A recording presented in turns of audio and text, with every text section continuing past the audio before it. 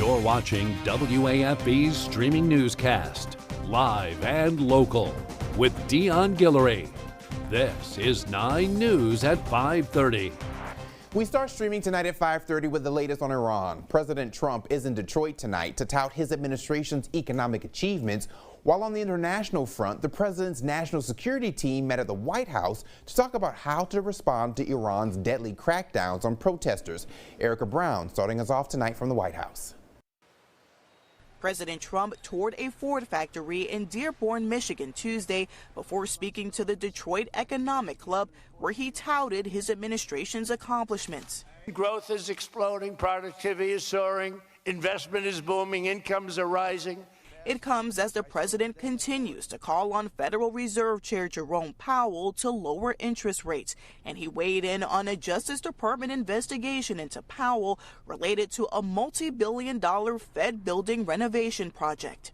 He's billions of dollars over budget, so he either is incompetent or he's crooked. Powell defended his record amid the probe that has sparked bipartisan criticism. If there's nothing there, and I would hope and think there is nothing there, then this is destabilizing, and it looks like the Justice Department is being used as a weapon. President Trump is also closely monitoring Iran's deadly crackdown on widespread anti-government protests. CBS News has learned he's been briefed on a number of U.S. options, including military, cyber, and psychological campaigns. In a social media post Tuesday, President Trump called on Iranians to keep protesting, saying help is on the way. Help is on the way for protesters. What did you mean by that? What kind of help? You're going to have to figure that one out. I'm sorry. On the ground in Iran, the number of protesters killed now exceeds 2,000, according to a U.S.-based human rights group, and may be significantly higher. Erica Brown, CBS News, the White House. There are new resignations tonight at the Justice Department over the investigation into that deadly shooting of Renee Good in Minnesota. It comes as the surge of ICE agents is growing in that state, despite local leaders and residents demanding that they leave. Sources say several career prosecutors in the department's Civil Rights Division resigned in protest after they learned there would be no civil rights probe into the deadly shooting. 6 Minnesota federal prosecutors also resigned. The Trump administration has called Good's actions domestic terrorism. President Trump says ICE agents are in Minneapolis to fight crime. A resident in the area where Good was killed says ICE is there to cause chaos. Don't want more deployment here. They are only here to separate families, to terrorize our neighbors.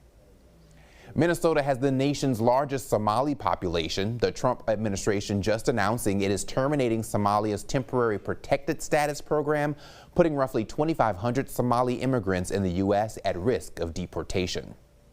There was emotional testimony in a Texas courtroom as the trial continued in the Uvalde school shooting.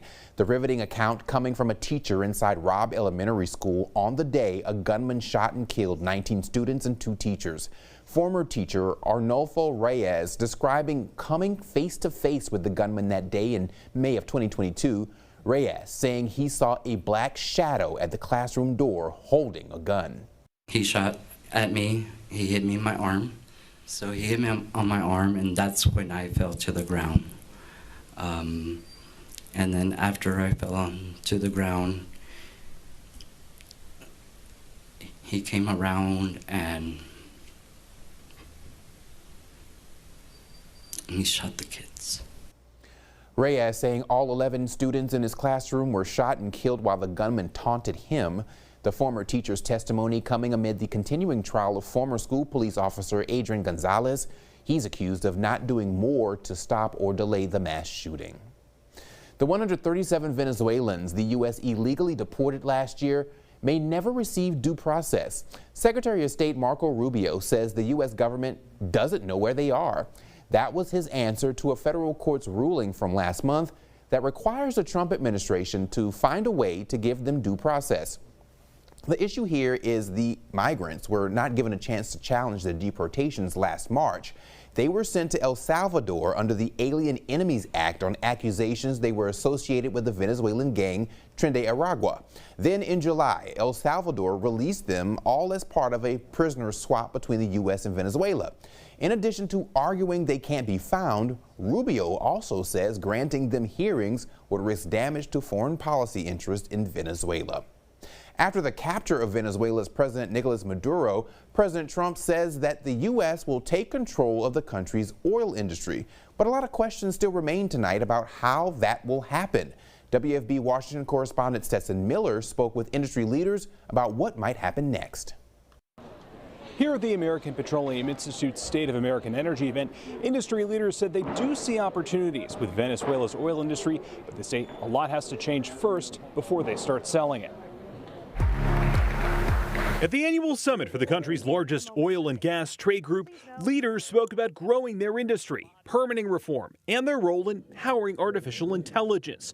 But what wasn't clear is if they're ready to invest in the Venezuelan oil business that President Donald Trump has been pitching. We're going to need policy changes in Venezuela if we're going to produce there. The event came just days after the president met with oil company executives about investing in Venezuelan oil. But none of them made any commitments to begin working in the country, and some seemed hesitant to do so. If we look at the legal and commercial constructs and frameworks in place today in Venezuela, today it's uninvestable. At Tuesday's event, leaders said oil and gas producers are interested in Venezuela, but made it clear that a lot more needs to happen before they start working there. It's been a long time since the industry has really had a major footprint down in Venezuela. There's a lot of questions that remain unanswered. The trade group's vice president of policy, economics, and regulatory affairs, Dustin Myers, said the industry also would like to see more clarity and security in the country. That's the industry's priority focus right now, is working not just with the administration, but with the Venezuelan government as well, on making sure that our workers can operate down there safely. Later in the day, while in Detroit, President Trump promised that sales of Venezuelan oil will help bring oil prices down. In Washington, I'm Stetson Miller. Justices on the Supreme Court bench will soon decide whether to bench trans athletes from women's sports. They heard oral arguments today in a case that will reshape youth athletics. Molly Martinez picks up the story courtside. From the backcourt to the high court, the issue of transgender athletes in women's sports is drawing quite a crowd. Inside the Supreme Court, justices are playing referee. Our future right now! There's a lot at stake. Senator and coach Tommy Tuberville says allowing trans athletes to compete robs girls of opportunity. There's no doubt. The physical, size, strength, and speed, total difference. That's one argument in Tuesday's landmark case. At the center of it, a 15-year-old trans athlete who never went through male puberty. She lives in West Virginia, one of 27 states that bans her participation in sports. She's suing for a spot on the field. Female athletes like Chelsea Mitchell say it's unfair. And it was really heartbreaking to race against them year after year, state championship after state championship, and know every time that I wouldn't be able to beat a physical male. The case is the latest touchstone in a larger national conversation around trans rights. For trans athlete Rebecca Brudsoff, this is about much more than sports. I wish for and hope for a world where I'm not seen as brave for being myself, where being trans doesn't have to be a brave thing, it can just be me. I think I am so much more than my trans identity. I am such more of an interesting person outside of my transness. A decision is expected by June. At the Supreme Court, I'm Molly Martinez. The British Broadcasting Corporation telling a Florida court it will move to have President Donald Trump's defamation lawsuit dismissed. Trump filed that $10 billion lawsuit centering around a documentary where the network edited clips of his January 6th speech. The BBC's filing hinges on three arguments. First, it claims since the documentary was not produced or aired in Florida, that state court has no jurisdiction. It also says Trump cannot prove the documentary caused him harm. Finally, the BBC argues the documentary was not aired with, quote, actual malice. Former President Bill Clinton could soon face contempt of Congress. It comes after he failed to testify for a committee investigating convicted sex offender Jeffrey Epstein. WFB Washington correspondent Stephen Gowen has those details. House Republicans say this is all about accountability and unanswered questions, but Democrats are calling it a distraction. With respect to the former president, he did not show up today. House Republicans say they'll take action as soon as next week to hold former President Bill Clinton in contempt of Congress. It comes after Clinton failed to appear for a scheduled deposition Tuesday, part of the House Oversight Committee's investigation into Jeffrey Epstein. Committee Chair James Comer is also warning that former Secretary of State Hillary Clinton could also be held in contempt if she doesn't testify Wednesday. Both Clintons were subpoenaed last August, along with several former government officials, including former FBI Director James Comey. Republicans say they still have questions about Clinton's relationship with Epstein. We know that Bill Clinton flew on Epstein's plane somewhere around 27 times after the presidency.